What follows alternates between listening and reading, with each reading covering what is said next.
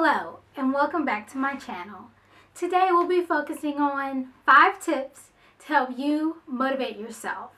Now, a lot of you may think, okay, I can motivate myself with no problem. But the honest to God truth is sometimes it takes steps. Not everyone wakes up in the morning and has this passion like, oh, I'm going to do this and gets it done.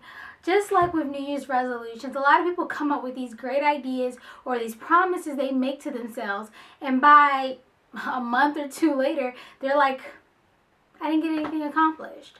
So today I'm just going to give you 5 simple tips that you can kind of think about to help you motivate yourself, and not only just motivate yourself, but stick to what you're going to do and to be successful with completing whatever the idea is that you have. So step 1 is to have an idea or thought. Sounds simple enough. But what I mean by have an idea or thought is have a well thought out idea or thought. So say for instance you want to be a hairstylist this year. Okay, that's nice. How are you going to be a hairstylist? Do you know how to do hair?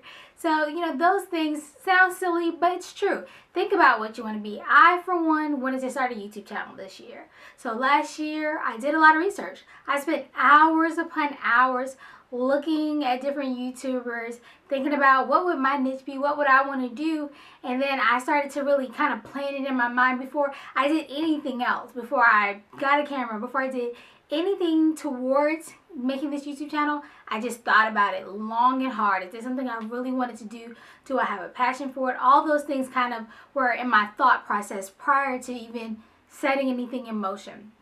So that brings me to step 2. Research.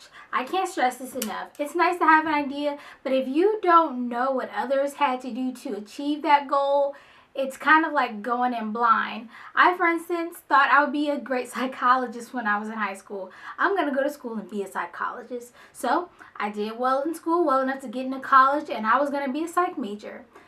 I think maybe the second or third week, they said, everybody in our psych class, they set us down and said, to really get paid or to have a true career in psychology, you need a master's degree. That's not only 4 years of college, but probably at least another 2 to 4 more years. I was like, oh no, maybe I don't want to be a psychologist. So think about it, research it. If I would have been smart in high school, I would have sat down and been like, okay, psychology, what kind of jobs do I think I want? Let me go look and see what people in those fields had to do to get there. What qualifications, because not an associate's or a bachelor's won't get you everything. Sometimes you do need a master's, doctorate, or what have you to accomplish a goal. So be mindful of that. Know everything you think you might need to know before you jump into something and you don't want to end up with your feelings hurt. So step 3, network. Find other people in that field. So for instance, like I said, psychology. Another option for me would have been to find psychologists. Meet with them, talk with them, Skype with them, anything. Pick their brains and see, okay, do you like your job? What are some of the good things that, go on in your job? What are some of the negatives? If you could go back, would you do the same thing? And just give me tidbits. What schools might be good, or, some things to kind of watch out for. So network. Find people in that field or people that are thinking about joining that field, so you can have some people to kind of be your support, your foundation, and your base, and kind of go along with you in your journey. Sorry, my son's in the background. I wonder if you can hear him, but hopefully not. All right. So that was number 3. So number 4, put your plan in writing. I know when I was thinking about buying a house, and I haven't done it yet, thank the Lord, because the economy. But when I was thinking about buying a house, the one thing my mom said to do was put things in writing. She was like, let's do goal posters, let's do all kinds of things, because if you don't have it in writing, it kind of doesn't exist.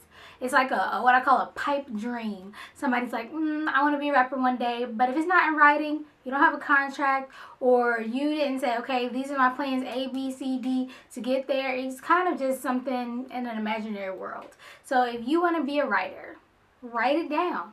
Say, okay, I want to be a writer in 2016.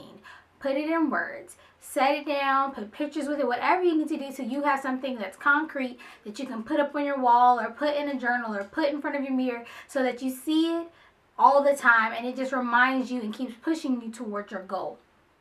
Now, when you put this plan in writing, I suggest that you make short-term and long-term goals. Short-term goals are going to be things like, All right, in the next week, I'm going to sit down and write 30 minutes every day to become a writer. So long-term goals would be by the June of the year, so 6 months after you start, you'll have some kind of rough draft done. Then you could say by the year's mark, you will begin marketing it to publishing companies. So just think about those types of things. You want short-term goals that you can mark off and keep track of. And you also want long-term goals so that you can celebrate your accomplishments along the way. All right, so that brings us to our fifth and final, and I think the most important tip I could give you about motivating yourself, and that's have passion. I think there's nothing sadder than somebody doing something that they hate doing. I definitely think it shows through. When somebody's passionate about something, I feel like you can see it through them. When they, say for instance, somebody who loves kids, because not everyone can work with kids. Someone who enjoys working with kids, you can see it. They're smiling, they're excited to be at work, they're happy, and they bring enjoyment to others through their passion. So great to have an idea or thought, but make sure that you're passionate about whatever you're going to do. Because if not, there's truly no point in doing it. So I hope these tips can help you. They're just my quick 5 tidbits. If you think of more, share it please so others can learn from you. These tips may be modified in the future. Maybe I'll change my mind, but for now, this is what I think will probably be a good starting point for you guys. And just building something, whatever your idea may be, whatever your thought may be, I just hope that these tips can help you to go further and beyond what you're already doing. So, as always, I rock, you rock, and we all rock. And see you soon. Don't forget to subscribe. Bye.